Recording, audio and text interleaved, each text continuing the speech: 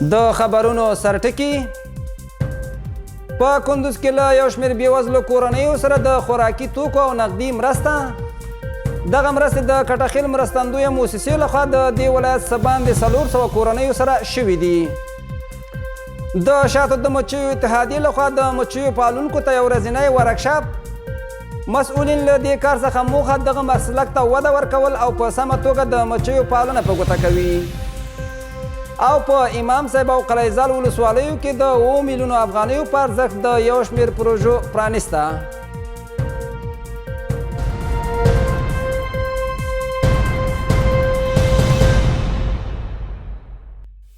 د کندوز ملي راډیو تلویزیون لیدونکو سلامونه مې ومنئ. نن سه شنبه د 1440 سپوږمیز کال د جمادی الثاني 10 د 1401 لمریز کال د مرغومې 14 چې د 2023 زیږدیز کال د جنوري د میاشتې له 3 نیټې سره سمون لري. پام وکړئ بشپړ خبرونو ته زه اسماعیل کلیوال یم. په کندوز کې د کټخیل موسسې له 430 اړمنو کورنیو سره د خوراکي توکو او نقدي پیسو مرسته وکړه. هغه کورنۍ چې له دغه مرستو څخه برخمنې شوي له بېوزلو کورنیو سره دا مرستې کافي نه بولي او په دغه ولایت کې له مرستندویه بنسټونو څخه د لا زیاتو مرستو غوښتونکي دي. پام وکړئ په دې اړه راپورته.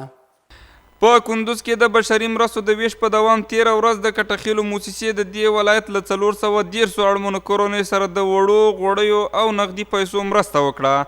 د دې مرستو د ویش پر مهال د ولایت مقام استازی مولوي عبدالغفور شهیدزی د کټخیلو موسسې له دې بشري مرستو خوښي څرګنده کړه او په دغه ولایت کې اړمنو کورنیو سره د لا زیاتو مرستو غوښتنه وکړه. له بلې خوا مرسته ترلاسه کوونکو چې اکثره یې کونډې او بې سرپرسته کورنۍ دي د کمزوري اقتصاد له امله دا مرستې د خپل ژوند د اړتیاو د پوره کولو لپاره کافي نه ګڼي او له مرستندویو بنسټونو څخه د لا زیاتو مرستو هیله کوي.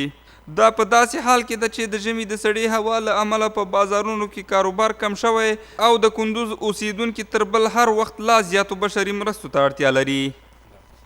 د امام صاحب او قلعه زال ولسوالیو په مربوطاتو کې د پلچک چارې بشپړې او ګټې اخیستنې ته وسپارل شوې. د دغه پلچکونو لګښت څه باندې 7 میلیونه افغانۍ کیږي چې د آغا خان دفتر په تخنیکي همکارۍ او د ملګرو ملتونو د پراختیایي پروګرام UNDP دفتر په مالی مرسته بشپړې شوي دي. په امام صاحب او قلعه زال ولسوالیو کې د چهارباب پلچک د جوړېدو چارې د بشپړېدو پړاو ته ورسېدې او ګټې اخیستنې ته وسپارل شوې. د امام صاحب او قلعه زال ولسوالیو چارواکي وایي چې د دې پروژو په بشپړېدو سره د خلکو ستونزې په اساسي توګه حل شوي دي. د چارواکو په وینا دغه پروژې چې څه باندې 7 میلیونه افغانۍ لګښت لري د آغا خان دفتر لخوا د UNDP دفتر په مالی همکارۍ د کلیو او پراختیا ریاست د انجینرانو تر څارنې لاندې جوړې شوي دي. په ورته مهال د دې پروژې د پرانستې په مراسمو کې د اسلامي امارات مسؤلینو د عامه پروژو د تطبیق مسؤل دولت وباله او له هیوادوالو یې وغوښتل چې د دولتي تاسیساتو ساتنه او پالنه وکړي. دا په داسې حال کې ده چې په هیواد کې د اسلامي امارت له واکمنۍ راهیسې د دغه ولایت په مرکز او ولسوالیو کې سلګونه عام المنفعه پروژې پلي شوي او ګټې اخیستنې ته سپارل شوي دي. د کندوز ولایت په خان آباد ولسوالۍ کې د مچیو د اتحادیې ټولنې لخوا د دې ولسوالۍ د مچیو ساتنې او پالنې په هدف یو ښوونیز ورکشاپ جوړ شو. د مچیو اتحادیې ټولنې مسؤلین په وینا د یاد ښوونیز ورکشاپ په جوړېدو سره به د مچیو ساتونکي له دې وروسته وکړی شي په سمه توګه د مچیو ښه روزنه او پالنه وکړي. د افغانستان د مالداري ارزښت زنجیر پروژې او د کرنې اوبو لګولو او مالداري ریاست په همغږۍ د کندوز ولایت په خان آباد ولسوالۍ کې د مچیو اتحادیې ټولنې 15 کسانو ته د مچیو ساتنې او د مچیو د آفاتو او ناروغیو په تړاو یو ښوونیز ورکشاپ جوړ او وړاندې کړ. د مچیو اتحادیې ټولنې مسؤلینو په خبره د یاد ښوونیز ورکشاپ له جوړېدو وروسته به د مچیو ساتونکي وش کولی په سمه توګه د مچیو روزنه او پالنه وکړي. بل لور ته د خان آباد یو شمېر د مچیو ساتونکي وایي دا ډول ښوونیز ورکشاپونه د مچیو ساتنې او پالنې ترڅنګ د ګبینو تولیداتو معیاري کېدو کې هم مهمه ونډه لري. د یادولو وړ ده چې د دې ښوونیز ورکشاپ له بشپړېدو وروسته د مچیو هر یو ساتونکي ته یو تخنیکي کټ چې موم، پلینټر، د دانو لوښي او د مچیو ساتنې ځانګړې جامې شاملې وي ویشل شوې. په په همدې حال کې د مچیو شمیر ساتونکي د مچیو اتحادیې ټولنې مسؤلینو غوښتنه کوي چې دا ډول ښوونیز ورکشاپونه دي په راتلونکي کې نور هم زیات کړي ترڅو دا برخه لا پیاوړې کړي. د کندوز ولایت په مرکز او علي اباد ولسوالۍ کې پر 2000 مالدارانو د څارویو واښه او د شفتلو تخمونه وویشل شول. دا توکي د ORD دفتر لخوا د دې ولایت د کرنې ریاست په همغږۍ تېره ورځ ویشل شوي چې موخه یې په دې ولایت کې د مالدارانو لاسنیوی په ګوته شوی دی. په کندوز ولایت کې له مالدارانو سره د مرستو په دوام دا ځل د دغه ولایت په مرکز او علي اباد ولسوالۍ کې څه باندې 2000 مالدارانو ته د څارویو واښه او شفتلو تخمونه وویشل. د باختر اژانس د خبر له مخې دغه توکي د ORD او OEF مرستندویه بنسټونو د کندوز ولایت د کرنې ریاست په همغږۍ په هغو مالدارانو وویشل چې د څارویو لپاره د خوراکي توکو له کمښت سره مخ وو. چارواکي وایي هر مالدار ته 150 کیلو کنجاړه او 15 کیلو د شفتلو تخم ورکړل شوی دی.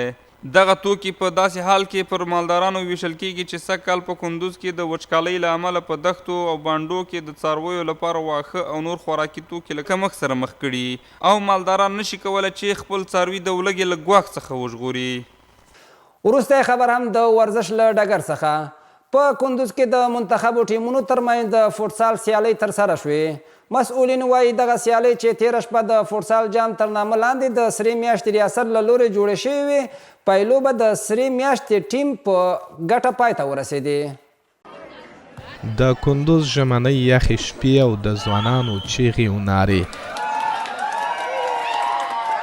دغه ځوانان راغلي ترڅو د کندوز دورې لاندې سیمې فوټسال جام سیالیو نندارې ته چې د دې ولایت د سرې میاشتې ټولنې له لوري د ځوانانو هڅونې په موخه جوړې شوي له نږدې وګوري.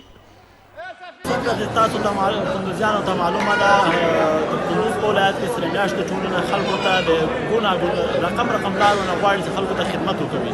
نن غواړي چې خلکو ذهنونه فکرونه آرامه کړي او د دې ځوانانو لپاره د جام فوټسال تر نامه لاندې د تورنمنټ یې په لاره اچولی. تقریبا اضافه له 20 ټیمونه په دې کې ګډون لري او تقریبا 15 ورځې به دا دوام وکړي او غواړي چې کندوزیانو ته یو تفریح فرصت برابر کړي. په دغه ټورنمنټ کې ډېری ټیمونو هغه کړی ده، ګډون کړی ده.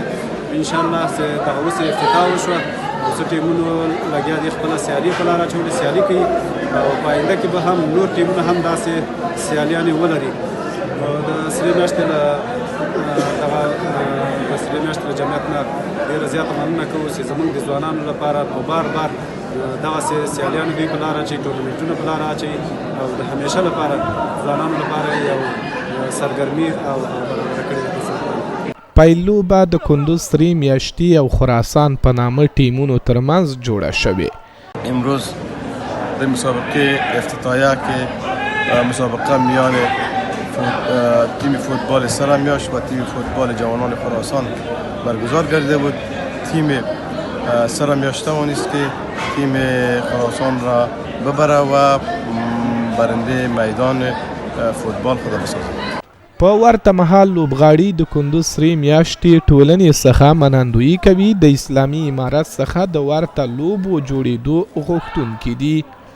خواست هر ورزشکار در قبال همان ورزشی که دوست داره مطمئنا همی است که از نه تنها از سرمیاش، از سران حکومت حاضر و دیگر ارگانهای دولتی خواست ما همی است که در بالای ورزشکارهای خود سرمایه گذاری کنه تا باشد که از هر گونه فجایع و مواد مخدر به دور باشد. دغه لوبه داسې مهال جوړیږي چې د دې وړاندې د سرې میاشتې ټولنې له لوري کومه لوبه نه وه جوړه شوې، خو مسؤلین په راتلونکو کې ځوانانو ته د سرګرمۍ جوړېدو ژمنې کوي. دا وه د دې ساعت خبري ټولګه. تر بیا مو په څښتن تعالی سپارم. هر چیرې چې یاست خوښ او ښاد اوسئ.